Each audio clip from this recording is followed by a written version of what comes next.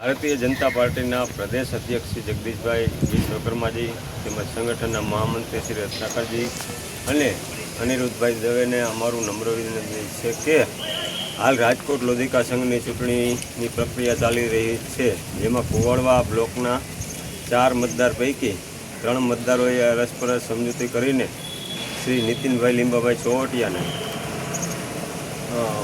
ઉમેદવારી કરવાનો નક્કી કરેલ હોય તો અમો આપની સમક્ષ સમાન ન્યાયની માંગણી કરીએ છીએ।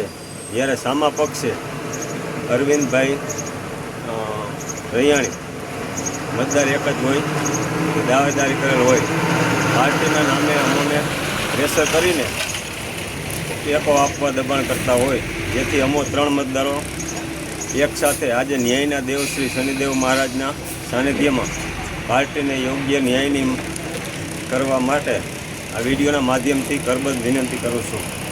અમો જીવનભર ભારતીય જનતા પાર્ટીના સમર્થક હોય, અમારી લાગણીને ધ્યાને લેવા વિનંતી। અસ્તુ, વંદે માતરમ, ભારત માતા કી જય।